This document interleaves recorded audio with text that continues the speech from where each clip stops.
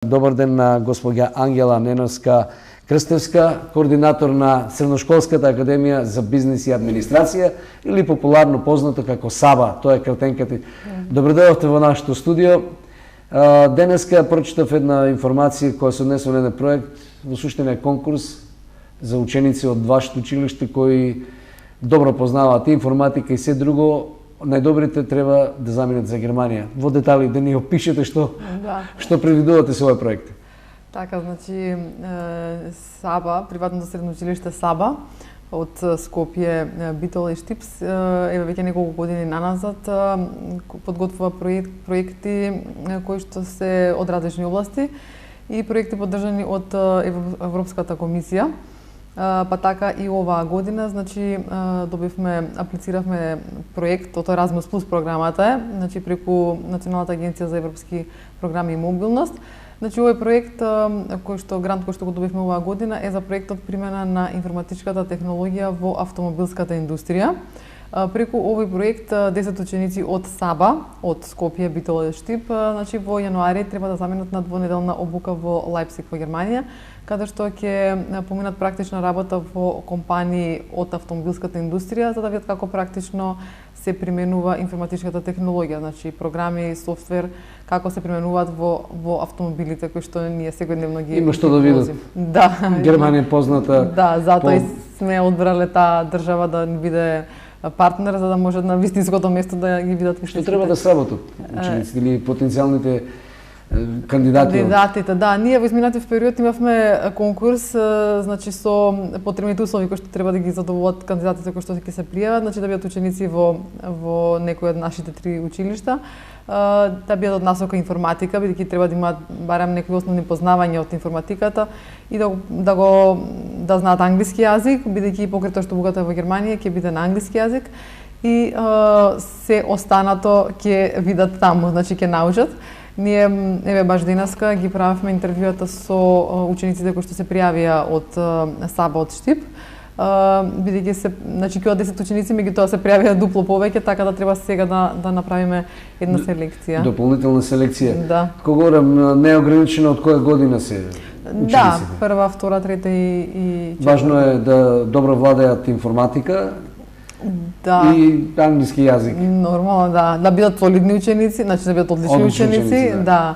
Да бидат одлични ученици, да бидат од насоката информатика, да, за да имаат некој. Со оглед рековте дека имаше поголем интерес, тоа значи дека учениците се одлични. Одлични се. Тоа значи дека добро го совладуваат градивото.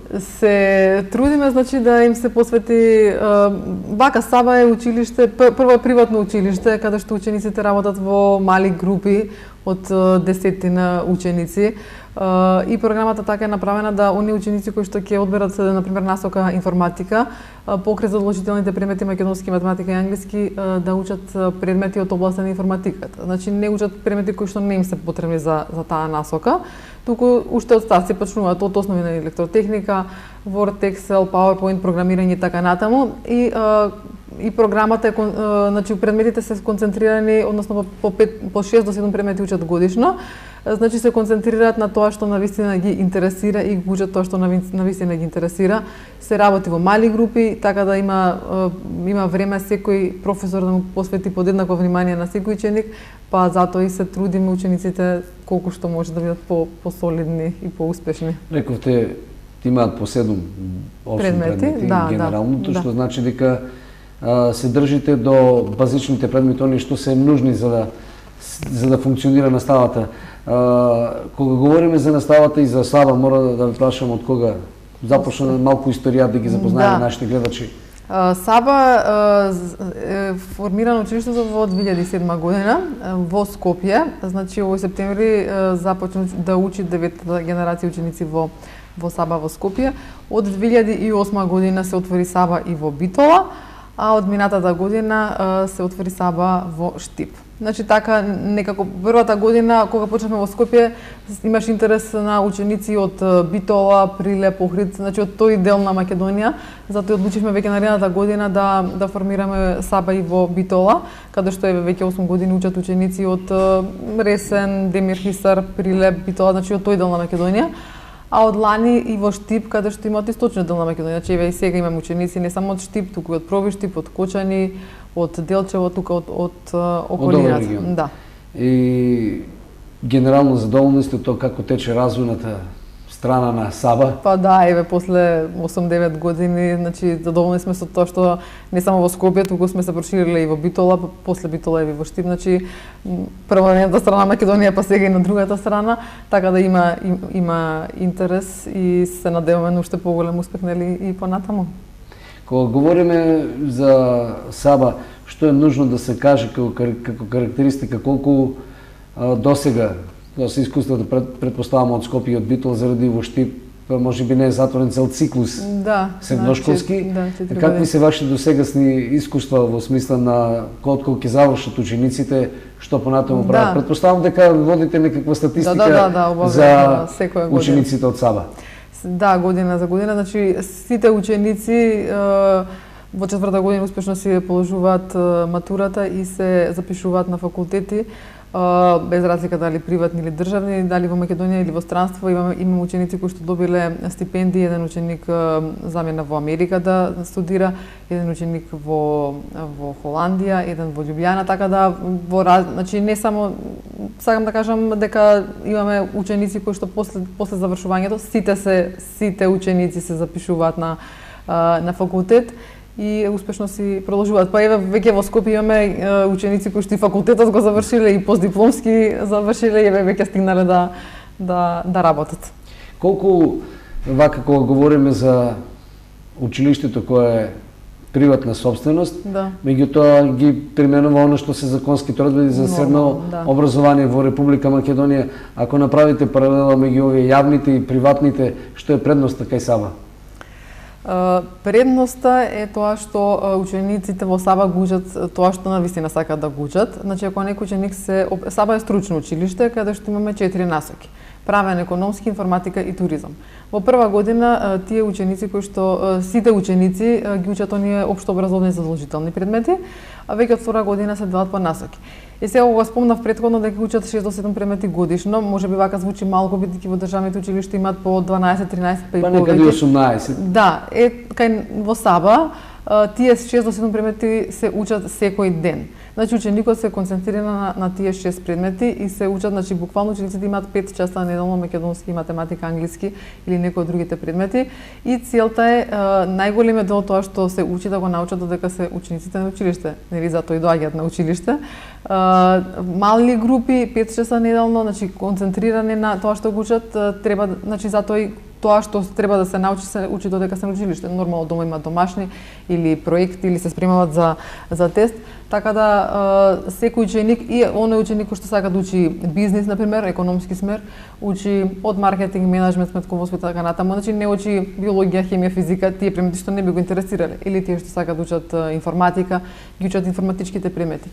И после завршувањето на четврта година, значи тие ги изучиле најголем дел од стручните предмети, основите, нели нормално после на факултет треба да продолжат, меѓутоа учениците се спремни и да работат доколку не продолжат. Сите продолжуваат, меѓутоа ако некој не продолжи е спремен да работи поради тоа што не само што ги учел сите стручни предмети, туку и учениците во трета и четврта година задолжително одат на пракса во компании, значи ние ги организираме. Праксата се организира 3 пати во една учебна година, по една недела. Значи секој ученик оди во различна компанија каде што да види како практично се работи тоа што го учат, што се учи за време на часовите. Значи оние кои што се правен смер, например, одат кај нотари, извршители, адвокати, тие што се бизнис смер одат во маркетинг агенции, сметководствени бироа и слично, или информатичарите одат во проектантски бироа, дизајн студија. Значи спремни се учениците по завршувањето на средното училиште веќе да работат со искуство некакво, нели? Ве прифаќаат ли со задоволство овие ваши, ајде да кажеме, партнери од бизнис заедницата, заради тоа што понекогаш има скептицизам во квалитетот на тоа дека ученикот е подготвен самостојно да извршува одредени работи кои се можеби минималистички за компанијата, но во секој случај се значаен сегмент. Не прифаќаат за среќа. Имаме соработка, успешна соработка и во Скопје и во Битола, па и во Штип со компании главно од приватниот сектор со кои што соработуваме во изминатите години.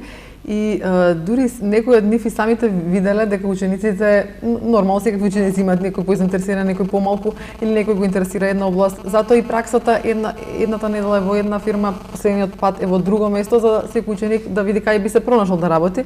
Дури се случуваше, еве минатата година еден ученик кој беше на пракса во некој од осигурителните компании, го задржа во текот на летниот период како 3-месечна пракса. Тоа веќе беше надвор од училиштето, меѓутоа го задржале тоа што и реално им помогнал. Тоа е целта, не е работата да дојде ученикот да му се потпише некој дека бил на пракса. И тој да научи нешто, а и компанијата да има некаква корист од него. Баш ние пред 2 години, еве сега кога разговаравме за проектот што ќе од во Германија, имавме еден друг проект, исто така од поддржан од Европската комисија преку Националната агенција, кога 4 професори од САБА беа исто така во Германија да видат како функционира овој систем на поврзување на праксата со теоријата. Баш во Германија тоа многу успешно функционира во нивните училишта, каде што учениците не 3 недели како што е кај нас, туку многу повеќе одат на пракса во компаниите, не само за да видат, туку буквално и да работат и да стекнат некој искуство за кој што ќе им треба и понатаму. Ги спомнавте наставниците. Ме интересира заради тоа што учениците доаѓаат, треба да има соодветен наставен кадар кој адекватно и квалитетно ќе им го пренесе стекнатото искуство. Да. Како се снаоѓате со тој сегмент од функционирањето на САБА?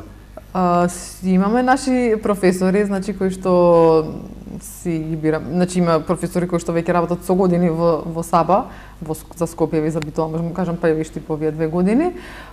И гледаме и тие професори да поменуваат некои обуки за да применуваат малку поинаков начин на работа. Значи класично предавање 45 минути дека трае часот, значи тоа веќе не е ни дозволено, мислам дека ни во државните училишта, не па во приватно. Значи и гледаме да поменуваат и други обуки за да вклучуваат многу поинтерактивни методи за настава. Сега веќе кога го почнавме и таа тема, значи имаме еден друг проект кој што исто така ќе биде поддржан од Европската комисија. Тој проект вклучува други професори, значи на страна од вие што беа пред 2 години во Германија, значи други професори кои што во февруари ќе одат на една неделна обука во Фиренца во Италија.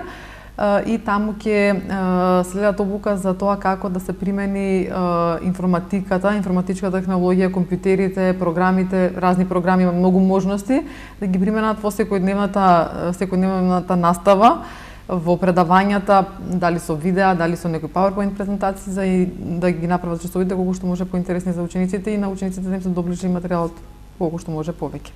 Кога го говорев во овој сегмент ученици, соработката на САБА со економската заедница, така се спомнавте дека ученик бил задржан 3 месеци да биде добар сервис. Се одлучуваат ли барем засега за некакви стипендирања луѓето од бизнес?